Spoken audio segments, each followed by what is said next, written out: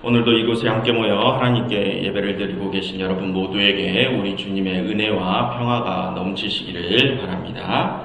우리는 지금 창세기 2, 3장에 있는 아담과 하와의 이야기를 살펴보고 있습니다. 그리고 지난주에 드디어 어떠한 사건이 벌어졌습니다. 사람이 하나님과의 언약을 어기고 선악을 알게 하는 지식의 나무 열매를 따먹은 사건이었습니다. 그럼 여러분, 그 지식나무의 열매를 따먹은 사건이 무엇을 뜻한다고 했습니까? 인간의 지혜와 하나님의 지혜가 충돌하는 사건이라고 했습니다. 그래서 인간이 더 이상 하나님의 말씀에 순종하는 삶을 사는 것이 아니라 자신들의 지식과 지혜의 의지에 살아가려 한다는 것이 선악과 사건의 의미였습니다. 그리고 오늘의 본문으로 넘어옵니다. 오늘의 본문은 이제 사람이 하나님과의 언약을 어긴 후에 그에 대한 처벌을 받게 되는 내용입니다. 여러분 화면을 보십시오. 8절부터 24절 단락은 크게 네 부분으로 나눠져 있습니다. 먼저 8절부터 10절을 하나님께서 당신과의 언약을 깨버린 사람을 찾으시는 내용입니다. 마치 어떤 형사가 죄를 지은 범인을 잡는 듯한 모습이죠. 그리고 두 번째 장면은 11절부터 13절까지인데 이 장면은 하나님께서 남자와 여자의 죄의 원인을 물으시는 장면입니다. 마치 형사나 검사가 죄인들을 취조하는 듯한 모습입니다. 그리고 14절부터 19절까지 세 번째 장면입니다. 세 번째 장면은 이제 하나님께서 언약을 어긴 사람에게 형벌을 선고하시는 장면입니다. 마치 재판관이 죄인에게 판결을 내리는 듯한 모습이죠. 그리고 마지막 20절부터 24절 네 번째 장면은 여기서 이제 재판이 끝나고 그 재판의 결과대로 형벌이 집행되는 모습입니다. 이렇게 8절부터 24절 단락은 마치 죄인이 재판을 받는 과정을 보여주는 듯한 모습을 보여주고 있습니다. 오늘은 그 중에서 8절부터 21절까지만 살펴보도록 하겠습니다. 8절입니다. 그들이 그날 바람이 불 때 동산에 거니시는 여호와 하나님의 소리를 듣고 아담과 그의 아내가 여호와 하나님의 낯을 피하여 동산나무에 숨은지라. 여러분, 이게 어떤 모습입니까? 마치 죄인이 경찰을 멀리서 발견하고 잡힐까봐 숨는 모습이죠. 그런데 여러분, 이 죄인이 하나님의 눈을 피할 수 있을까요? 당연히 피할 수 없겠죠. 왜 그렇습니까? 여러분, 원래 이 동산이 누구의 권한입니까? 하나님께서 사람에게 이 동산을 맡기시기나 하셨지만 원래는 하나님의 관할입니다. 그런데 지금 죄인은 하나님의 관할에 나무 사이에 숨어 있습니다. 하나님의 관할에서 숨어봐야 하나님의 손바닥 아니죠. 숨는 의미가 없다는 것입니다. 다음 9절과 10절입니다. 여호와 하나님이 아담을 부르시며 그에게 이르시되 내가 어디 있느냐. 이제 형사가 되신 하나님께서는 이제 죄인들을 불러 들이십니다. 그러니 사람이 내가 벗었으므로 두려워 숨었다라고 대답을 합니다. 여러분, 지난번에 살펴보았듯이 성경에서 벌거 벗겨졌다는 것은 하나님의 재판정 앞에 민낯으로 서 있다는 뜻 아니었습니까? 즉, 지금 죄인이 벌거 벗겨졌다라고 고백을 하는 것은 자신이 이제 하나님께 잡혔다는 뜻이라는 것입니다. 그런데 이 죄인은 하나님 앞에 잡힌 것뿐만이 아니라 지금 두려워 떨고 있다고 합니다. 여러분, 이것은 자신이 어떤 죄가 있다는 것을 스스로 인정하는 것이나 다름이 없죠. 죄가 없다면 두려워 떨 필요도 없겠죠. 이렇게 첫 번째 장면이 끝이 나고 이제 두 번째 장면으로 넘어갑니다. 이제 하나님께서는 죄인을 취조하시는 검사로 변하셔서 죄인을 취조하시기 시작합니다. 11절, 누가 너의 벗었음을 내게 알렸느냐? 내가 내게 먹지 말라 명한 그 나무 열매를 내가 먹었느냐라고 하나님께서 물으십니다. 그러니 남자는 하나님의 물음에 뭐라고 대답을 합니까? 하나님이 주셔서 나와 함께 있게 하신 여자가 그 나무 열매를 내게 주므로 내가 먹었나이다 라고 대답을 합니다. 여러분, 하나님께서는 남자에게 열매를 먹었는지만 물어봤습니다. 열매를 왜 먹었는지가 아니고요. 그런데 남자는 스스로 재발이 저려서 자신을 변호하기 시작합니다. 그리고 남자는 자신이 죄를 짓게 된 원인이 여자에게 있다고 떠넘깁니다. 그래서 내가 먹었다라고 합니다. 그러니 하나님께서는 여자도 불러들이십니다. 그러니 여자는 또 뭐라고 대답을 합니까? 여자는 이제 뱀에게 죄의 원인을 떠넘깁니다. 여자도 역시 그래서 내가 또 먹게 되었다고 합니다. 여러분, 11절부터 13절의 두 번째 장면은 하나님께서 죄인들을 심문하시는 장면입니다. 그럼 여기서 가장 중요한 포인트가 무엇일까요? 여러분, 우리는 그동안 이 부분에서 남자가 여자에게 죄를 떠넘기고 여자는 또 뱀에게 죄를 떠넘겼다는 것에 집중을 해오지 않았습니까? 그렇게 자신의 죄에 대하여 합리화하는 비겁한 모습에 집중하면서 우리는 이러한 비겁한 신앙을 가지면 안 된다, 이러한 쪽으로 우리의 관심을 두지 않았습니까? 하지만 여러분, 여기서 정말 중요한 포인트는 조금 다른 곳에 있습니다. 여러분, 12절과 13절을 보시면 중복되는 말이 있습니다. 그것이 무엇인지 한번 찾아보시겠습니까? 12절과 13절에서 중복되는 말이 무엇입니까? 각각의 구절의 마지막에 나오는 내가 먹었나이다 라는 구절입니다. 여러분, 지금까지 여러 번 말씀을 드렸습니다. 성경에서 중복되는 부분이 있다는 것은 그것에 어떤 중요한 핵심이 있다는 것이라고 말씀을 드렸습니다. 아무런 이유 없이 저자가 중복을 할 이유는 없다고 했습니다. 여러분, 잠시 계속 화면을 보십시오. 여러분, 잠시 좀 전에 살펴보았던 10절을 한번 다시 보시면 여기에도 뭔가 비슷한 느낌의 대답이 나옵니다. 여러분, 10절 하반절을 보시면 하나님께서 남자를 찾으실 때 남자가 뭐라고 대답을 합니까? 내가 벗었으므로 두려워 숨었다고 합니다.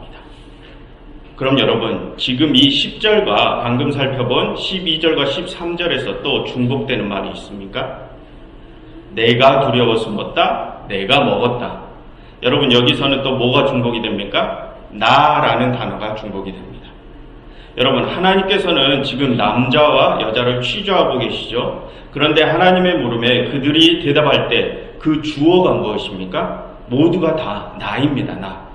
벌거벗어서 두려워 숨은 주체도 나이고 꼬임에 넘어가 열매를 먹은 주체도 나라는 것입니다. 죄의 원인이 어디에 있건 그 죄를 선택한 것은 어찌됐건 최종적으로 나라는 것입니다. 여기서 가장 중요한 것은 그것입니다. 죄의 주인은 나라는 것입니다.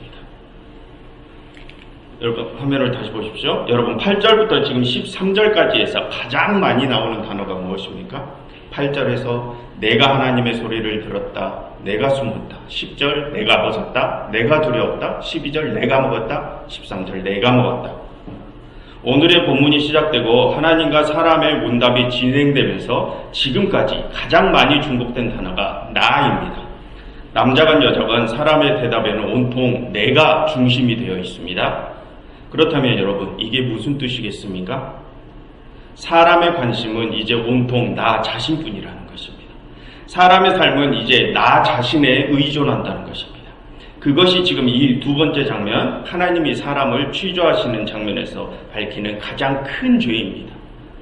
여러분, 지금 이 장면을 시작으로 성경의 이후 이야기들에서는 사람이 자신을 행동의 주체로 내세우는 모습이 계속해서 보여집니다.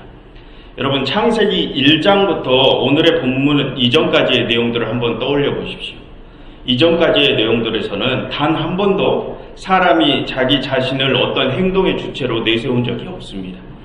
다 하나님이 사람을 만드셨다, 하나님이 사람에게 무엇을 시키시니 사람이 그대로 했다, 하나님이 무엇을 하셨다, 이런 식으로 모두 하나님이 행동의 주체로 제시되어 있습니다.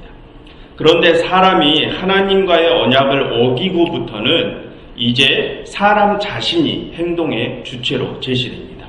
내가 먹었다, 내가 숨었다, 내가 하늘을 바라보았다, 내가 하나님을 찾았다 등등 내가 무엇을 했다라고 이제 사람 자신이 중심이 됩니다. 이제 사람들의 관심은 하나님의 말씀에 대한 순종을 떠나서 온통 자기 자신에게 쏠리게 되었다는 것입니다. 지금 하나님과 사람과의 취조 장면은 그것을 범죄함의 근본적인 원인으로 제시를 하고 있는 것입니다. 여러분, 화면을 보십시오. 죄송합니다.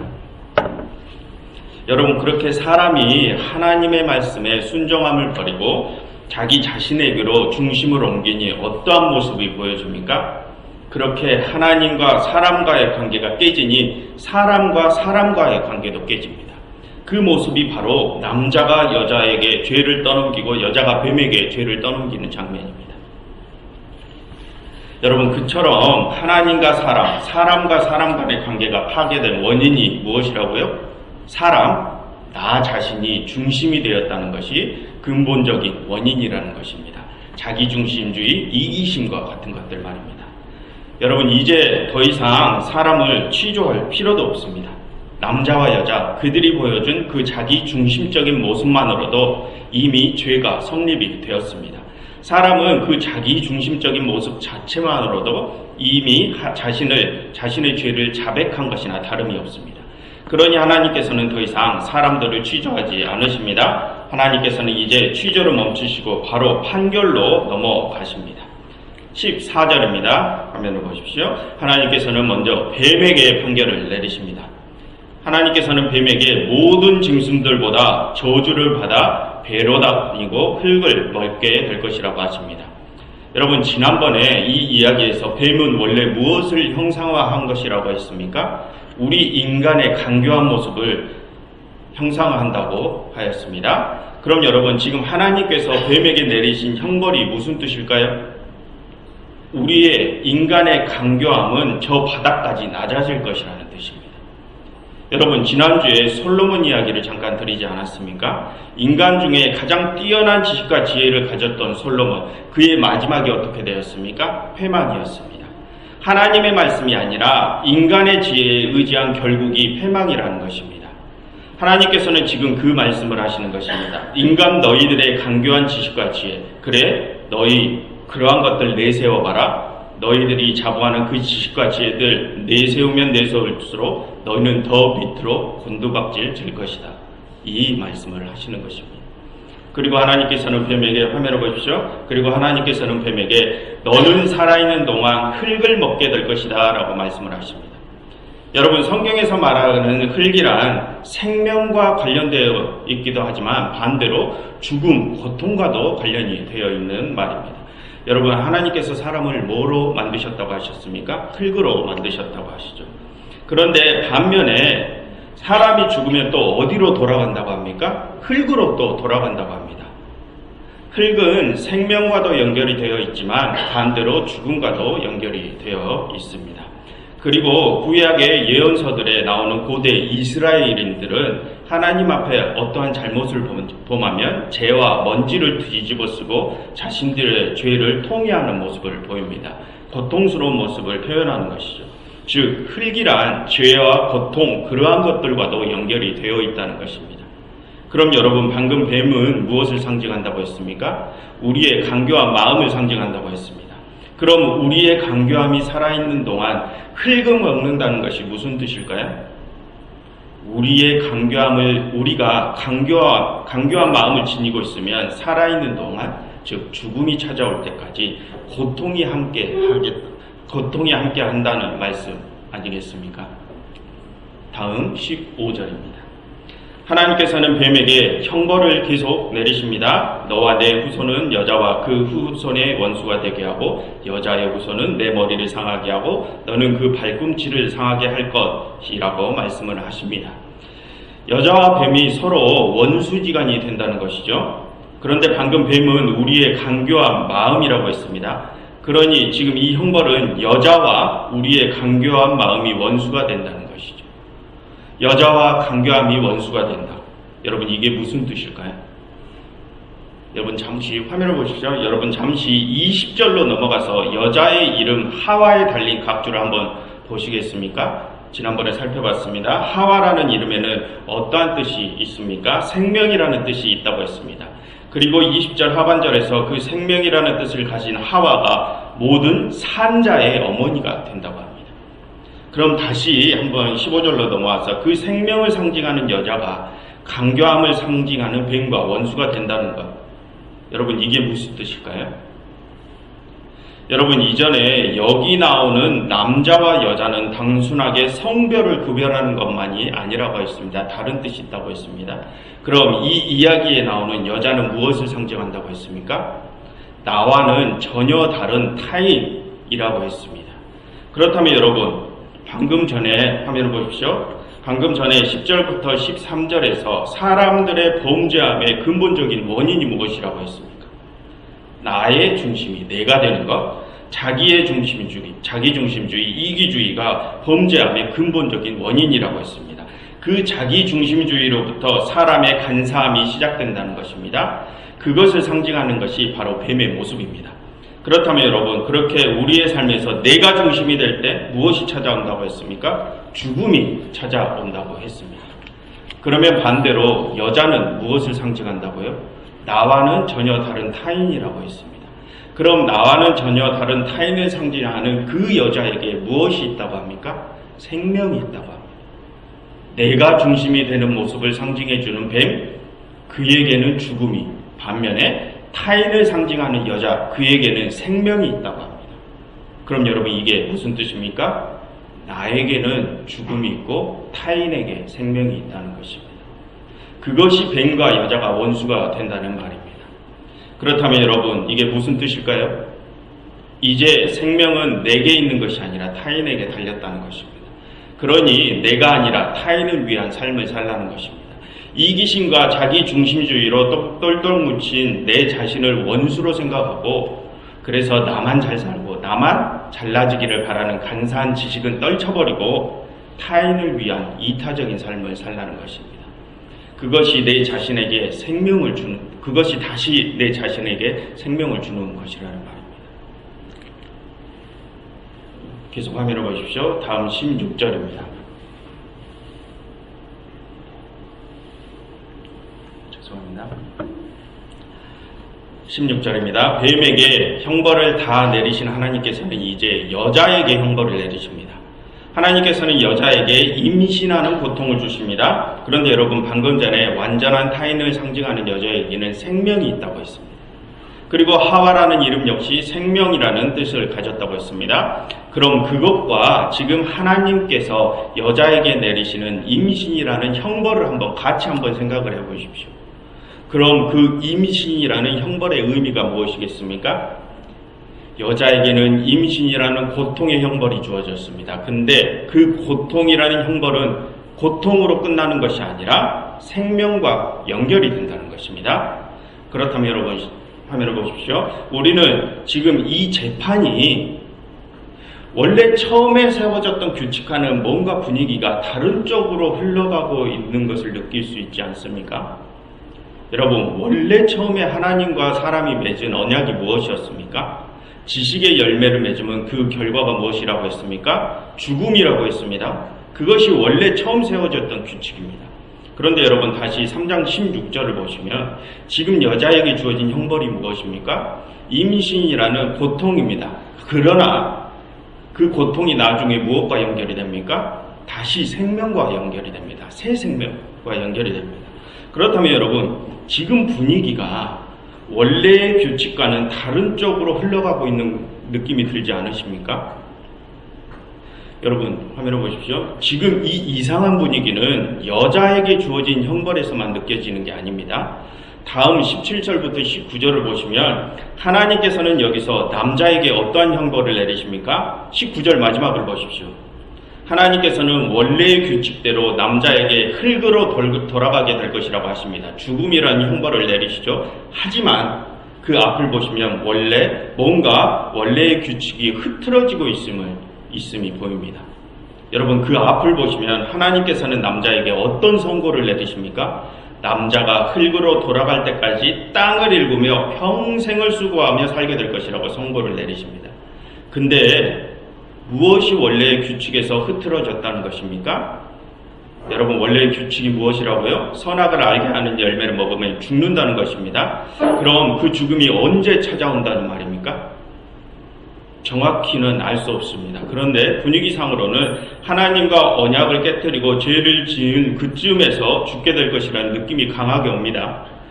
그래서 죄 선고를 받으면 현 집행일이 곧 들이닥칠 것만 같은 긴장감이 있습니다.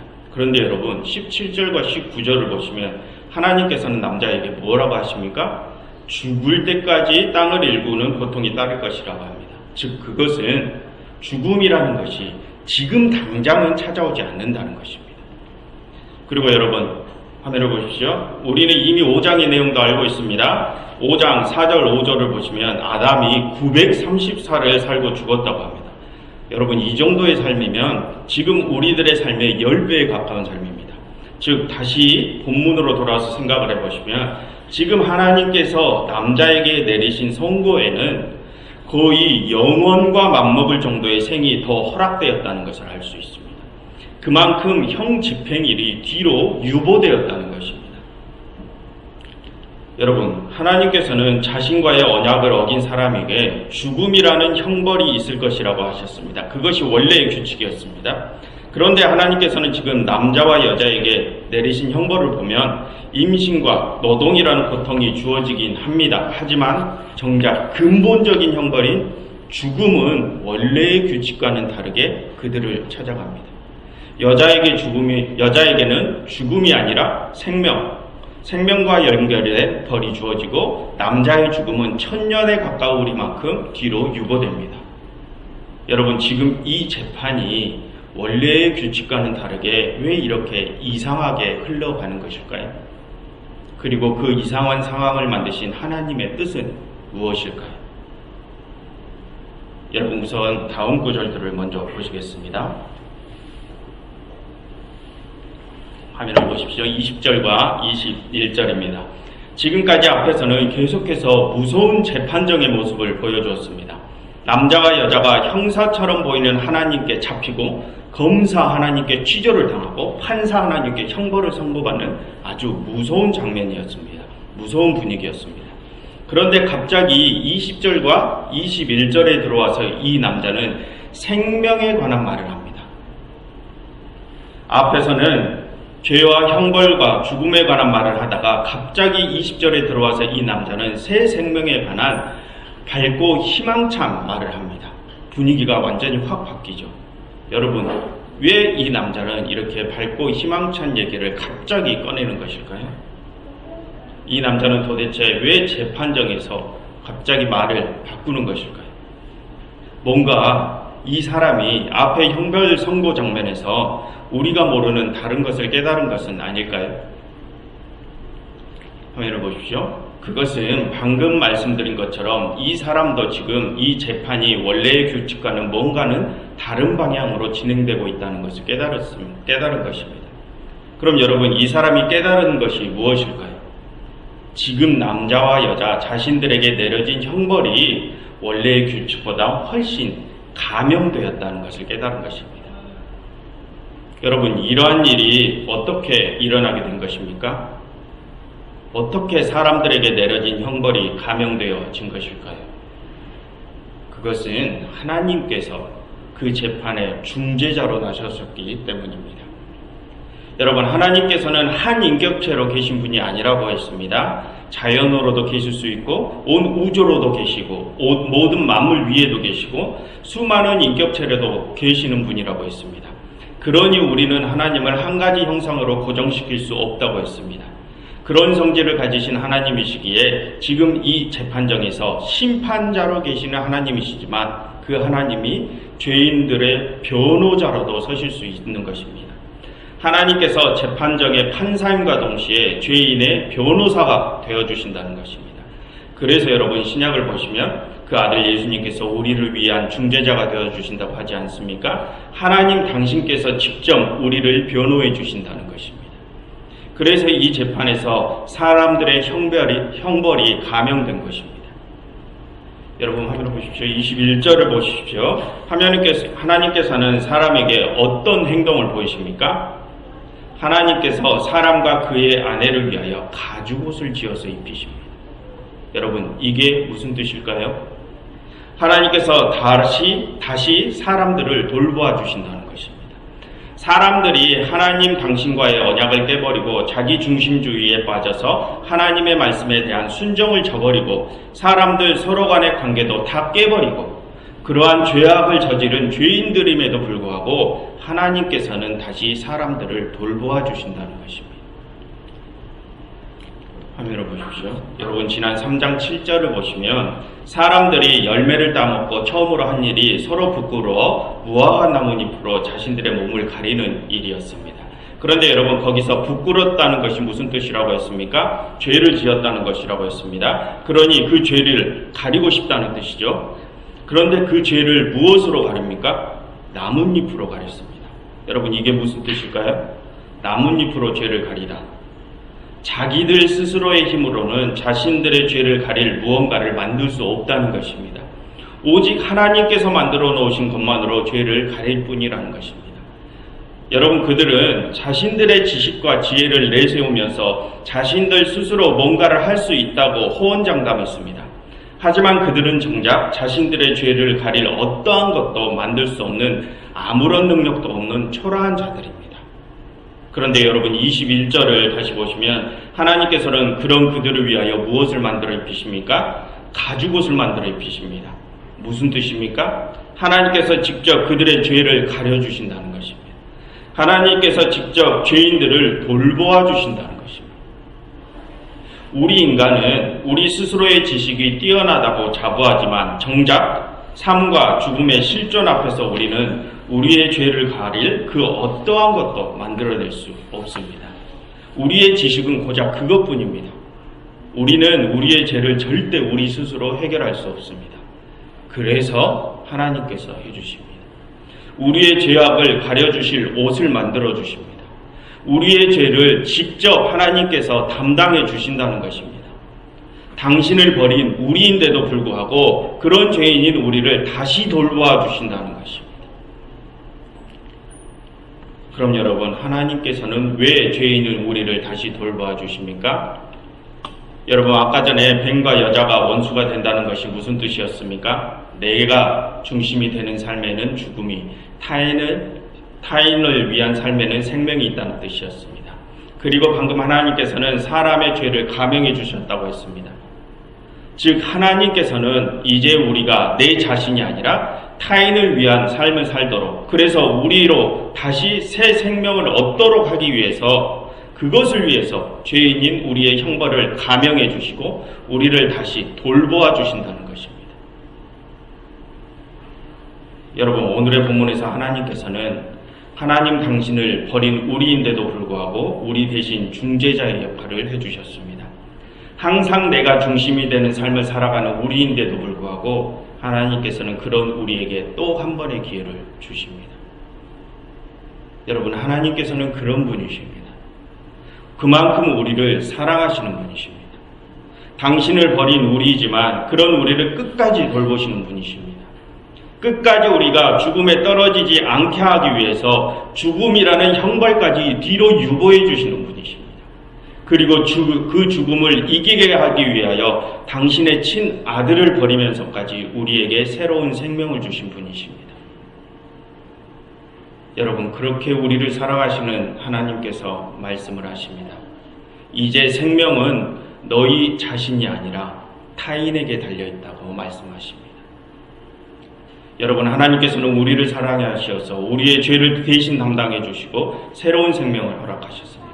그리고 그 새로운 생명을 영원한 생명으로까지 이어갈 길도 알려주셨습니다. 이제 우리의 죽음까지 남은 일은 그 영원한 생명을 쟁취하는 일뿐입니다. 여러분, 하나님께서는 분명히 말씀하십니다. 오늘의 본문에서 죄인인 사람에게 가죽옷을 입히시며 끝까지 돌보셨던 것처럼 하나님께서는 영원히 우리와 함께 하시며 우리를 영원한 생명길로 인도하시겠다고 말씀하십니다. 그 길에 함께 하시며 우리를 끝까지 돕겠다고 하십니다.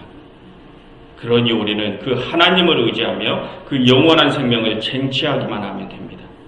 하나님께서 함께 하시고 도우시니 우리는 분명 그것을 해낼 수 있습니다.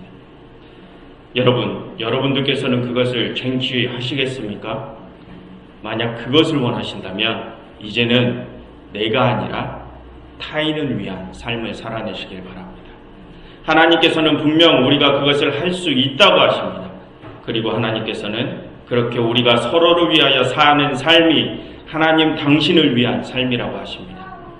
그러니 너와 나의 연합을 이루시어서 하나님과 나의 영원한 연합 속으로 들어가시는 여러분 모두가 되시기를 간절히 바랍니다. 기도하겠습니다.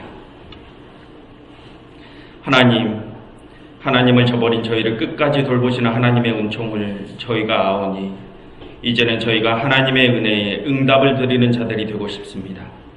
하나님의 말씀에 다시 순종하는 삶을 살아가고 싶습니다.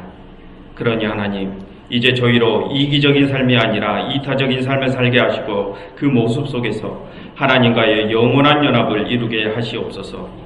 하나님께서는 내가 아니라 타인에게 생명이 있다고 하셨으니 이제 내 삶을 내려놓고 하나님의 형상을 닮은 타인을 섬기며 살아가는 참된 종들이 되게 하시옵소서. 예수 그리스도의 이름으로 기도드렸습니다.